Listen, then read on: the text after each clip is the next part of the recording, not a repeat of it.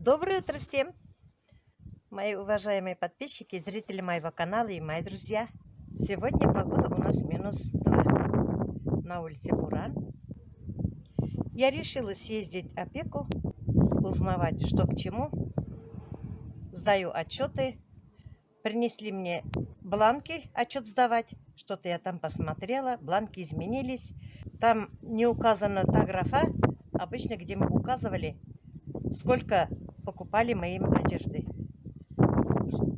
Что и сколько мы тратили на одежды.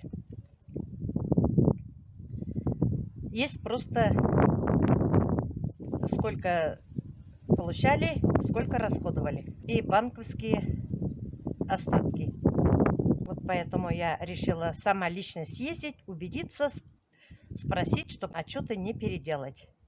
Я не люблю ошибки делать и отчеты переделать. Я в маске, я везде хожу в маске. Вот так буду ходить, чтобы не заразиться. На улице очень сильный ветер.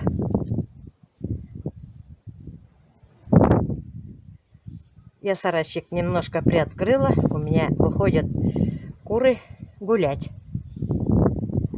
Пусть немножко погуляют, и я закрою дверь. Вот такой буран у нас метет, ветер сильный.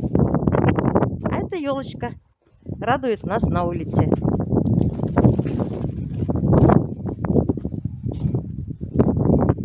Вот такая погода у нас на сегодня.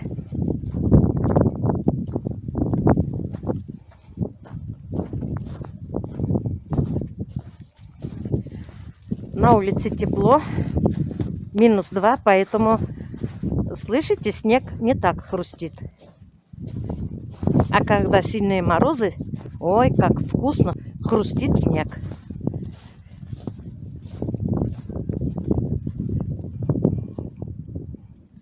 На улице никого нет. Все дома сидят. Красиво. Везде белом-бело.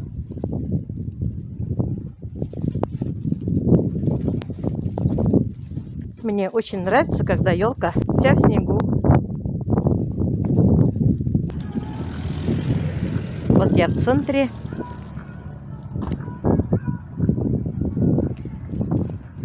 Подъехала к администрации.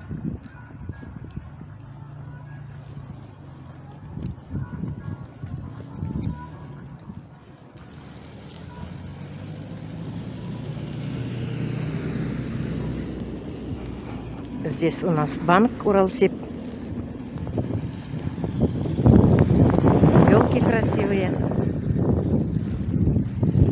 И здесь за елкой управление. Здесь наш центр.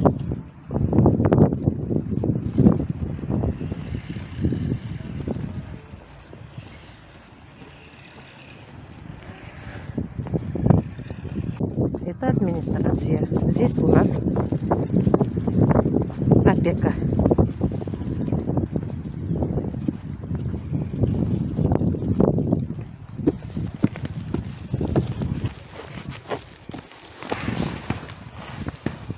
Здесь у нас находится опека.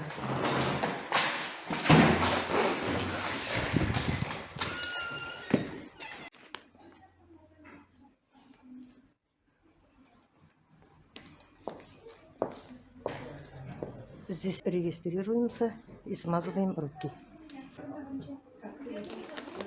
Наша опека. Вот я и вышла, мне объяснили. Я поняла. Где одежды, просто щеки надо клеить и сдавать. Посмотрите, какие елки красивые. Голубая ель.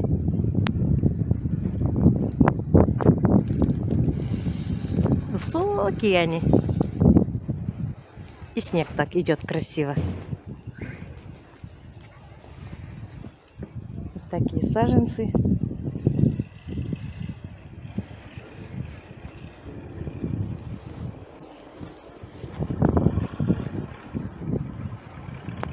А здесь магазин «Тысяча мелочей».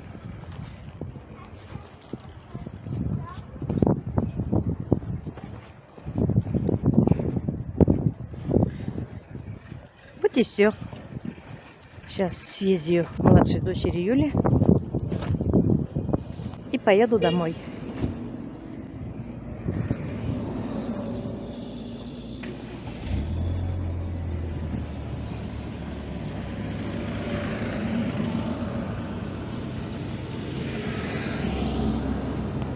Проверять уроки своего внука младшего.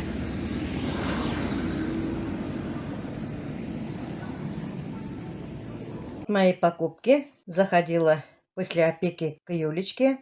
И потом заходила в Магнит.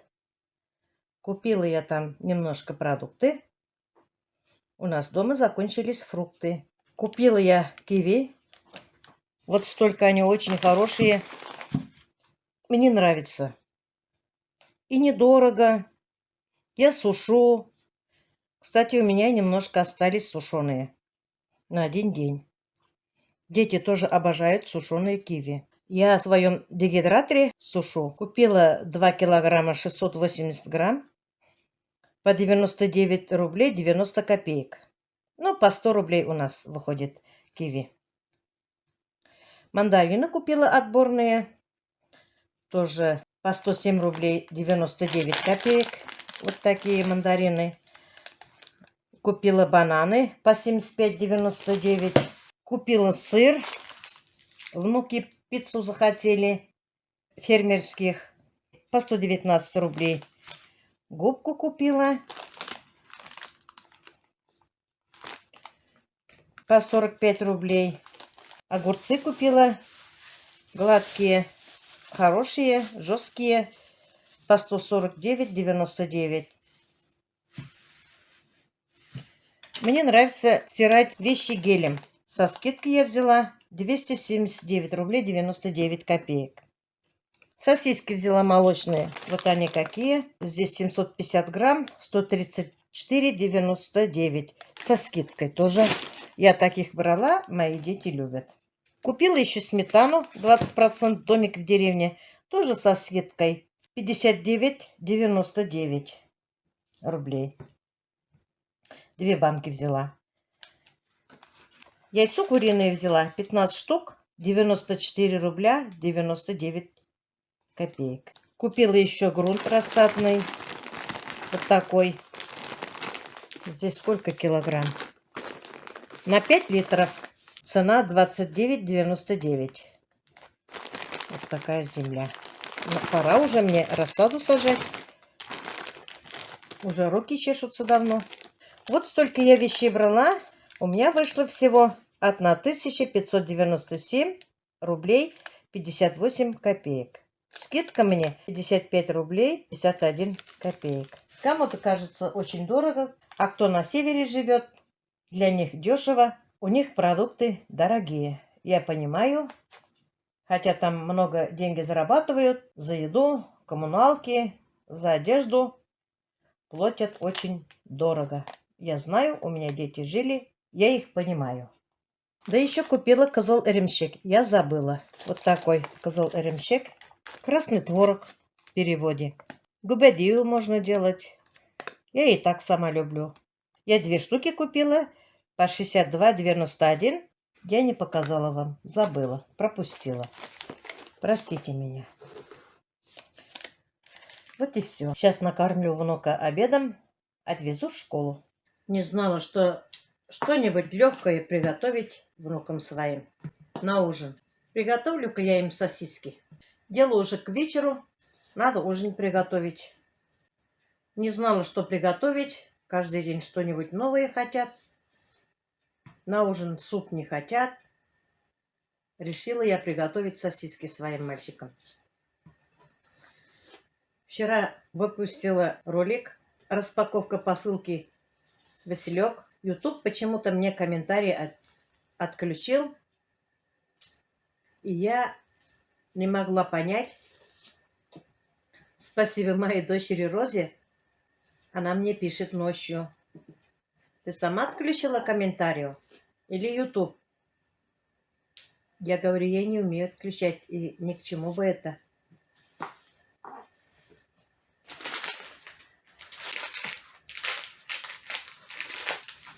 Утром внук встал, умылся, сел завтракать.